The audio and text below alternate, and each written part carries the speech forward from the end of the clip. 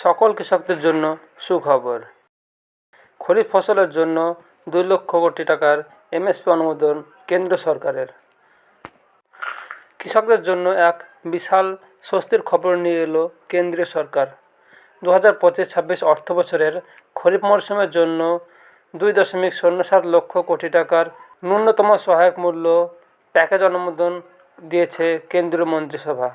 প্রধানমন্ত্রী নরেন্দ্র মোদীর নেতৃত্বে অনুষ্ঠিত মন্ত্রিসভার অর্থনৈতিক বিষয়ক কমিটির বৈঠকে কেন্দ্রীয় তথ্য ও সম্প্রচার মন্ত্রী অশ্বিনী বৈষ্ণব সংবাদ মাধ্যমকে জানান, সরকার ধানের এমএসপি প্রতি কুইন্টালে 69 টাকা বাড়িয়ে 2369 করেছে।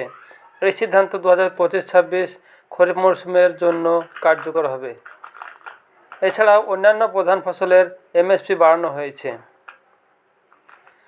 ধান সাধারণত 2369 টাকা কুইন্টাল, ধান এ গ্রেড 2379 টাকা, ভুট্টা 2400 টাকা কুইন্টাল, তুর ডাল 8000 টাকা কুইন্টাল, মুগ ডাল 8768 টাকা কুইন্টাল, তিল 9846 টাকা কুইন্টাল, উড়দ 7800 টাকা প্রতি কুইন্টাল।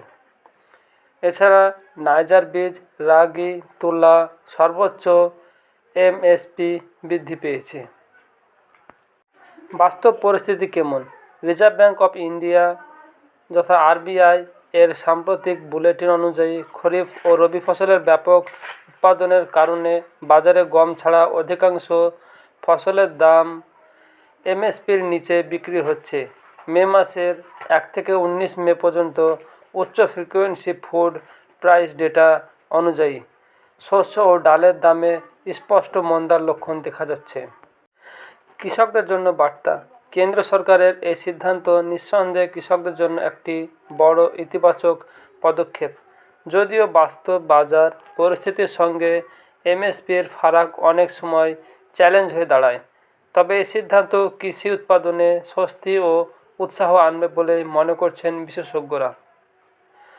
অর্থনীতিবিদদের মতে, দীর্ঘমেয়াদী কৃষকদের আয় বৃদ্ধি এবং কৃষিক্ষেত্রকে টেকসই করতে হলে কেবল এমএসপির ঘোষণা নয়, তার যথাযথ বাস্তবায়ন এবং বাজার পরিকাঠামো উন্নয়ন অত্যন্ত জরুরি।